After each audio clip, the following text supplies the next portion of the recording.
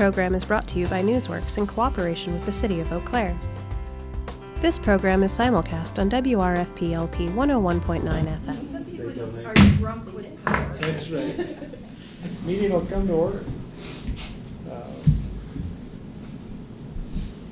Let's see what we got going here. So we'll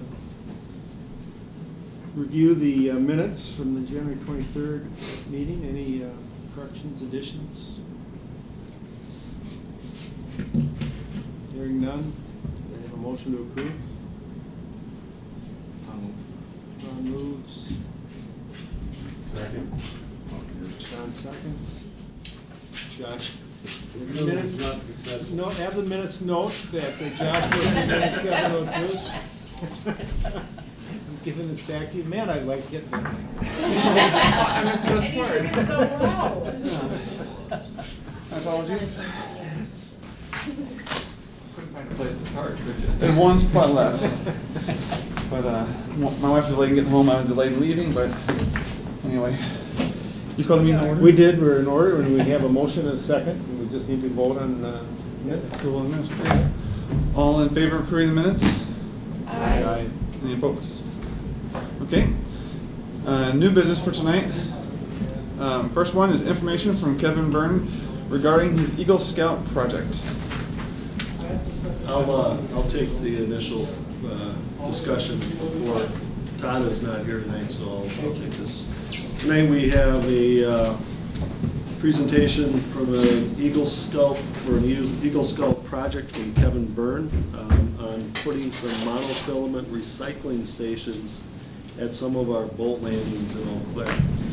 This is a project that he's doing with the understanding that it's going to actually protect our wildlife in the area. Monofilament line does cause the demise of several wildlife because they get they ingest it or they get tangled into it. It will actually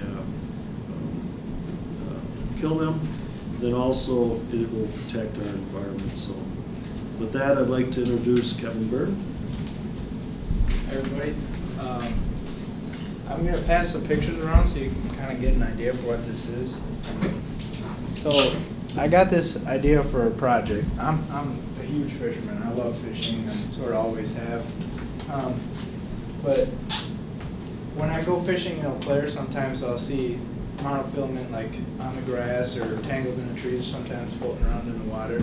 And I did a little research on it, and it turns out that fishing line actually takes 600 years to decompose in a landfill, and that's more than styrofoam. That's more than porcelain. Anything that is thrown away, really, it takes the longest.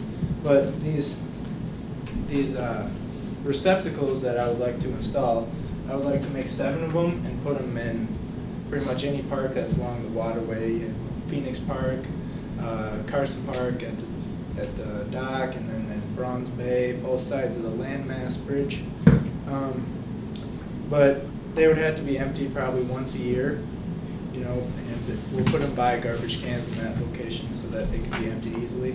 And the line that's recycled in there can actually be sent into certain companies for totally free of charge, and they actually can make it into like tackle boxes and fishing baits and things like that. So that's my project for you. I'll be working with Todd Koala. So thank you. Any questions for Kevin? Yep. Do you have any ideas on how to kind of communicate to the public that there's a new recycling program? Yeah, my plan so far is to actually install them on free fishing weekend. So that's when most people in the community will be out fishing, and so we'll be picking up garbage in line in the parks that day. And if anybody has any questions, we'll maybe hand them a sheet of paper with a flyer or something explaining it, or talk to them, answer any questions they might have. Yeah. So have you seen this elsewhere? Yeah, I got the idea. I was fishing with my brother in, I think it was Nelson, Wisconsin, and I saw one of these, I didn't know what it was, and I got home and I did a little research. Turns out they have them pretty much all around the United States. There's thousands of them. There's a program called Boat US that actually will fund some of the signs that are pictured here. Sorry about that. These signs, Boat US makes them, and they actually sell stickers and the signs. But they have thousands of locations all over the world where they have these. So I didn't see any of them in Eau Claire, so I thought that might be a good idea. Anybody else? Yeah. Yep. Have you been vetted and approved by the council and troop? Yep, that process is it's been approved by the troop, it's being approved by the council as we speak. They said it was no problem. So it's pretty much okay at this point. So. And these receptacles, they seem to be pretty low maintenance. You have a post and then a large PVC tube basically that collects them. Yep. And then there's a little screw-off lid on the bottom that you can pull the line out from. There's an elbow at the top where you put it in. So. Susan? This would be a related question because your project makes me think of it. At the boat landings, are there places where you can recycle plastic? You know, like something that's around a 6-pack or? That would be we have garbage receptacles there, Just- both trash and recycling. So you could put in the plastic things that get around birds' necks and so forth. You could Mhm. put that in the recycling? As long as they make it to there, from the boats to the recycling bin, They can go in there, okay? Tom? I'm sorry, I thought I saw your hand. Okay. John? Can you give us the Boy Scout law?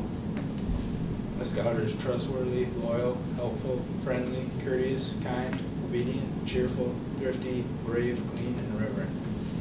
Thank you. John, was that correct? Yes, it is. Just good enough. Are you a Boy Scout? Do you have a Boy Scout? I have more experience as a scout leader than as a Boy Scout, but yes, on both accounts. Are you Troop 30? Yep, Troop 30, St. John's. Yep. Anybody else got any questions? Jenny? I would just wonder about a little more opportunity for spreading the news about this project. I would love to see it featured on one or more of the news programs.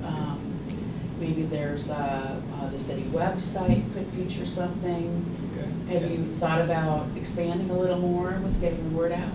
Well, yeah, I guess I haven't considered that. I could talk to Todd to see what could be done. I like your idea. That could be done pretty easily, I think. Yeah, Facebook pages, Yeah. Twitter, Instagram. Yeah, okay. The more the word gets out, the better. Yeah, through Todd, we could get something on our city Facebook page.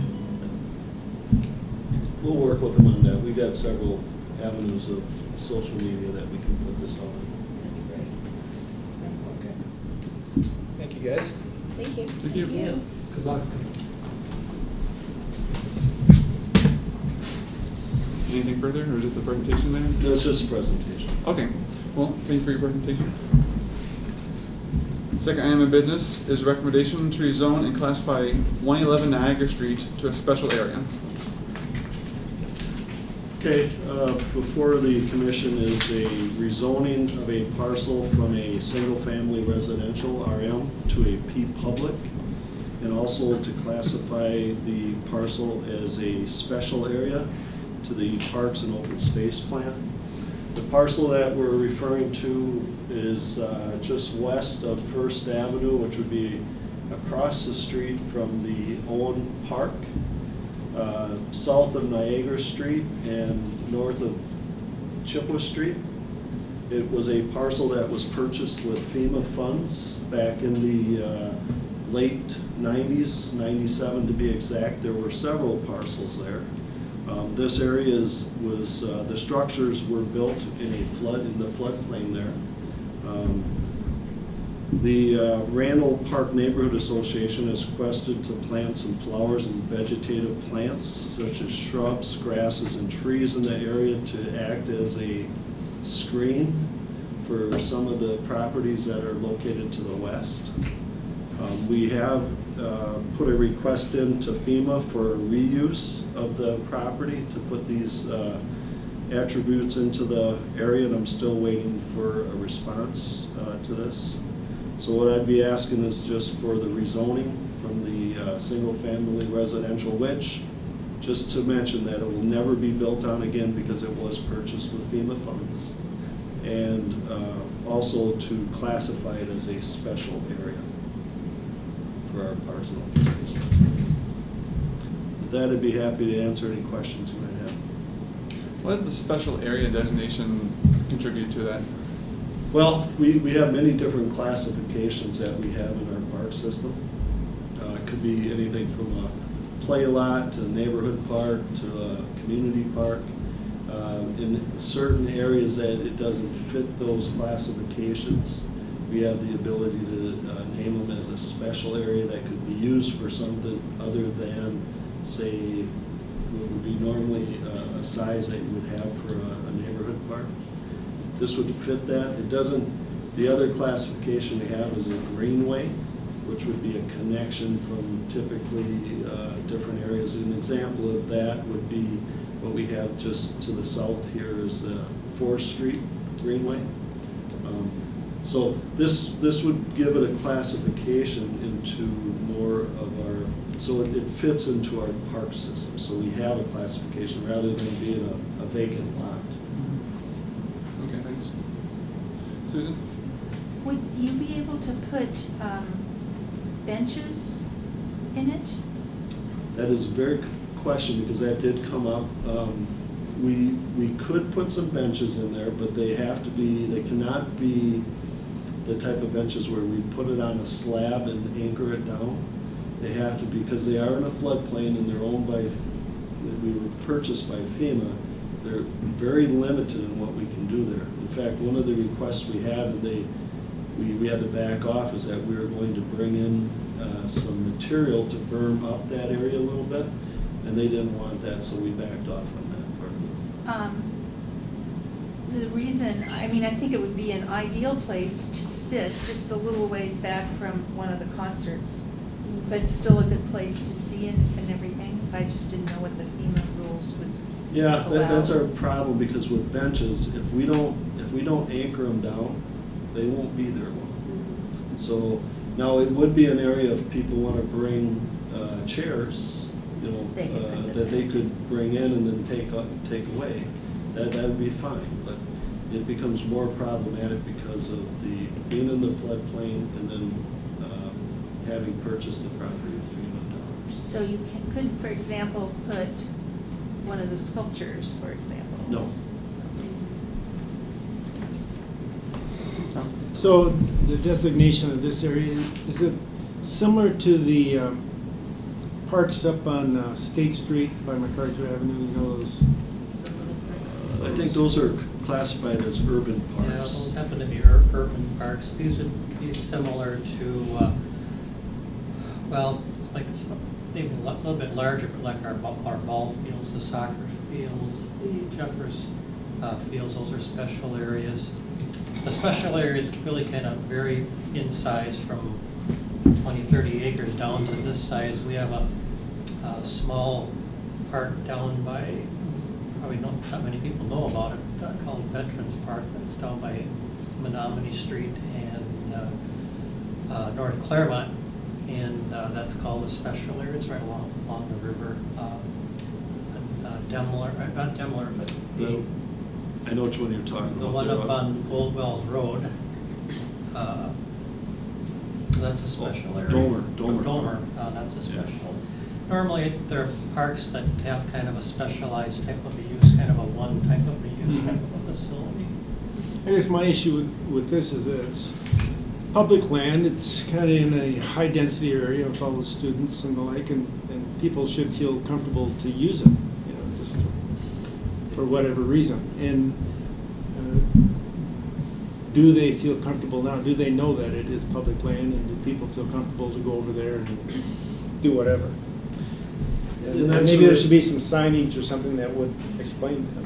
Yeah, and I believe that will happen. Again, the signage part of it will have to get some approvals through FEMA on that, but that's one of the goals that the Randall Park Neighborhood Association is looking at doing, is that some of the activities they want to promote into that area is coup and doing some other games, but also promoting kind of a unique green space. Mhm. Because if you go through there now, it looks like just a vacant lot. Yeah. And with adding some shrubbery, adding some other trees into the area, creating that screen area, the hope is to get the neighborhood to utilize a little bit more for some, smaller green space. It's a little unique because it's right across the street from a very large community park. So the attention that it gets, it doesn't get all that much because you got such a large green space on the other side with the trail, and you got the river that borders that. But if we can add some signage, that would help to identify it as a public space.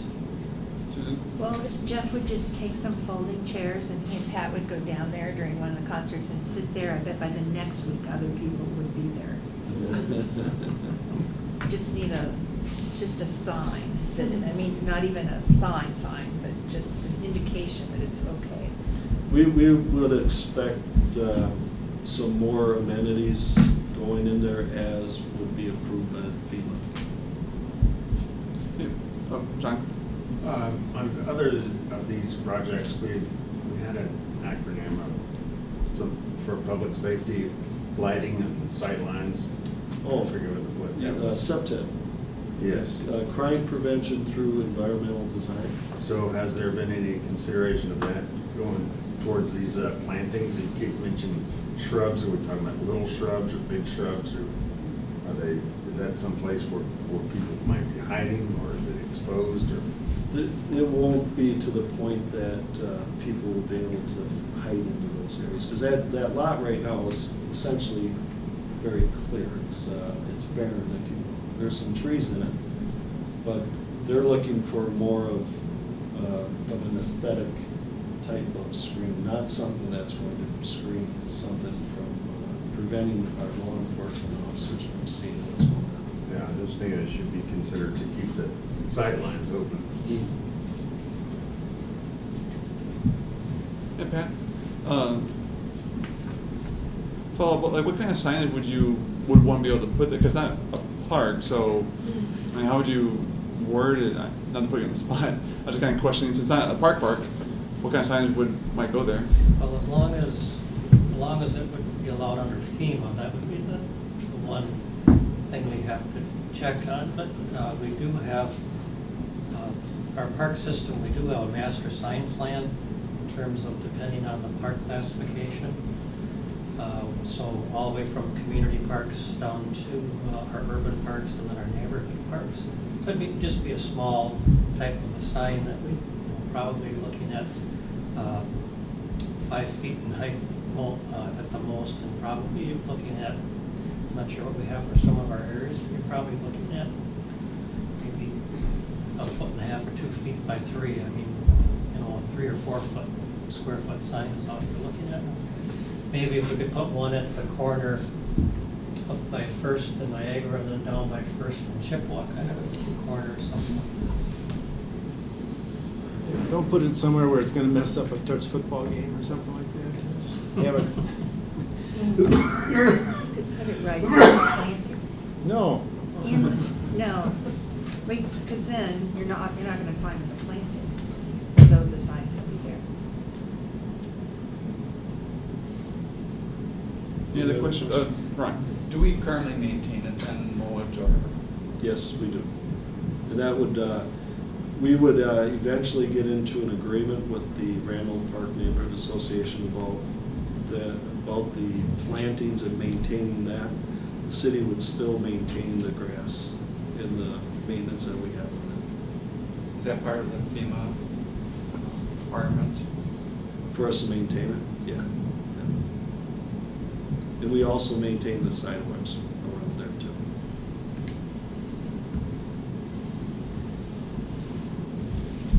Any other discussion or questions? If not, the order of business is to approve the reclassification, the rezoning from, I don't have the exact wording here, from residential to park, public special? So, yeah, single family residential to P public. Okay, is there a motion to do so? So move. Tom, is there a second? Second. Susan, all in favor? Aye. Any opposed? The motion passes. Next item of business is the 2018 special events list.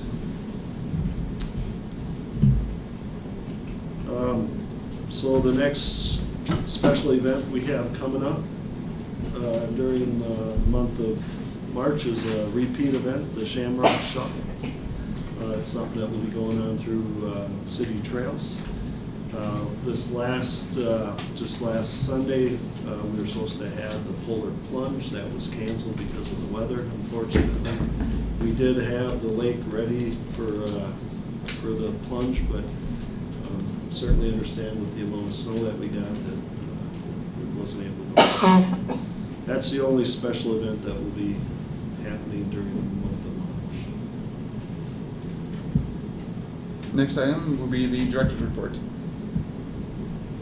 So looking at all of our snow that we have gotten, certainly has made Pinehurst Hill a very popular destination. We have been trying to keep up with our trails and grooming those. However, the snow seems to be falling faster and we get the groomer out there to take care of them. But people are still out there enjoying the cross-country skiing and the skating, snowboarding, and sledding. We are, if you're one of our frequent trail users, you'll see that we are not keeping up with our trail maintenance. We are on them. We're trying to get them opened up. We got 34 miles of those trails, but we also have 350 miles of streets that we have to take care of first. So many of our Parks Division employees, along with forestry and utilities, have been helping out with keeping the streets clean. We are hopeful that we'll be able to get out to all the trails and get those cleaned up. We do have a priority 1 trail that is down in the downtown area. That's the trail that we get off first, and then we have some of the other trails that we'll get to. So just ask for patience. We'll get to them, and we'll try to get them opened up as fast as we can. But I'm looking at I've been watching the forecast quite a bit lately, and it looks like another 1 to 3 inches on Friday. That is March though, so get out of February, we're in March. So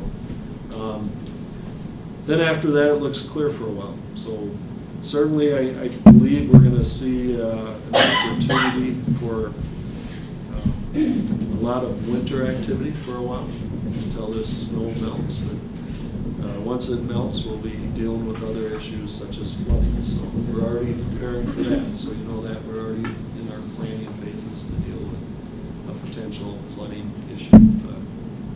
And during that time, our trails, there's a certain element of our trails that are closed down because they're along the river. So that's something we have to be cognizant of. Forestry Division, we could continue to keep working with the Emerald Ash Borer.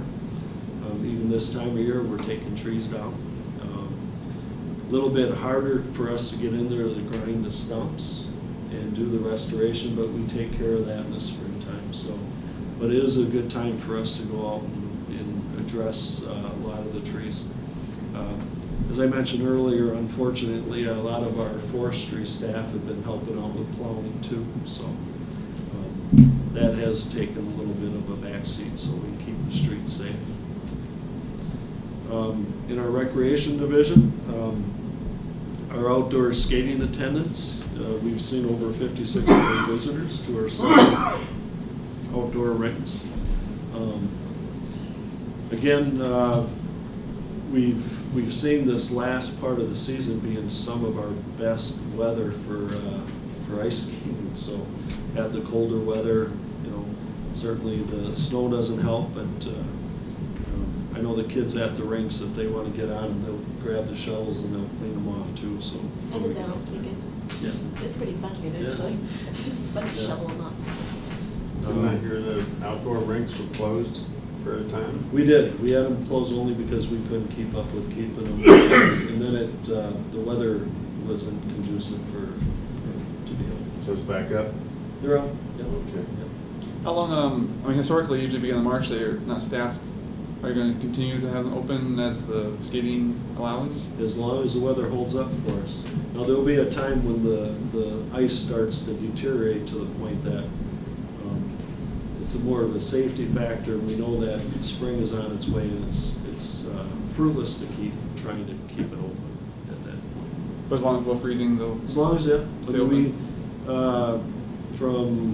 I looked at 2-week forecast. I mean, 2-week forecast looks good for being able to be out there. Mhm. But again, the average temperature for this time of year is, the high is 33. And so it doesn't take long for that north side of the rinks to really start breaking up. South side of the rinks usually do pretty decent, but the north side on any of the boarded rinks deteriorates pretty fast. Something new that council had heard about yesterday, we have our winter mission initiative coming to Eau Claire, and this is something that is going to be it's a collaborative effort to get people outside in the winter to become more active and find ways to reduce the effects of seasonal affective disorder. And we're going to be doing an event at Pinehurst it'll be the first weekend in March, but not this weekend, but the following weekend. So it'll be, I believe it's the 9th and 10th, 7th, 8th, 9th, and 10th. So those dates right, Pat? Yes. Yeah. So it will be in coordination with the winter after hours that we already have with Volume 1 at Pinehurst Park. So it'll be an opportunity if you have some time, stop out there. There's going to be a lot of festivities going on for that. And just a reminder, just prime times are, actually I should update this. We actually got the 2019 spring and summer catalog out now, so I'll update that. So actually, yeah, the 2019 summer edition is now available online as well. And we already went over the special events, so any questions? Okay. Just that one quick question. I am sure we've talked about this over the past year, but the Emerald Ash Borer for ash trees that are not on city-owned property, does your attention go to those after a certain time, ever, never? I'm not recalling. Yes. Usually, I mean, we have to take care of our trees, but if a tree does have if the emerald ash borer affects it and it starts to die off and it starts to really, the problem with the ash trees, when they start dying off, they become very brittle. They become And they dangerous. fall down on my garage roof. Right. From the neighbor's yard. So what we Yeah. basically, we can help out with giving you some advice on how to take care of it, but it is a private issue. If it's on private property, then you have to take care of it. There's many arborist tree services that are available in the city that can help you out on something like that, but we do work with property owners that have questions on that. But you don't. We It's do not not. your intention ever to go on private property No, we to can. take care of the trees. Like we had when we had the Dutch elm disease, we have the ability through ordinance to require someone to remove a tree. If it's on private property, that could pose an issue for someone on public property. So you could have a tree that's sitting on your property but overhanging a sidewalk or could fall into the public property. But then- not private to private. There's Well- no ordinance for that. I think there is an ability for us to, if it becomes a nuisance, there is ordinance that covers that we could enforce that.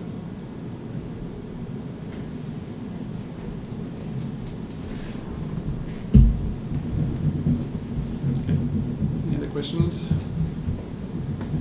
If not, that concludes the director's report, and if there's no other business, I would take a motion to adjourn. So moved. Kate, is there a second? Second. Ron, all in favor? Aye. Any opposed? The meeting is adjourned.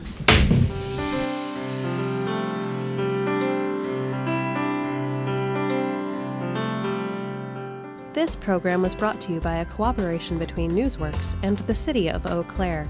A transcript of this meeting is available for the hearing impaired. It will be available within 7 days of this telecast. Call 715-839-4912 or TDD 715-839-1689. Or write Eau Claire City Clerk, P.O. Box 5148, Eau Claire, Wisconsin 54702-5148. Newsworks is made possible by continuing community support. If you would like to volunteer or make a donation, please contact us via phone at 715-839-5067 or online at valleymediaworks.org.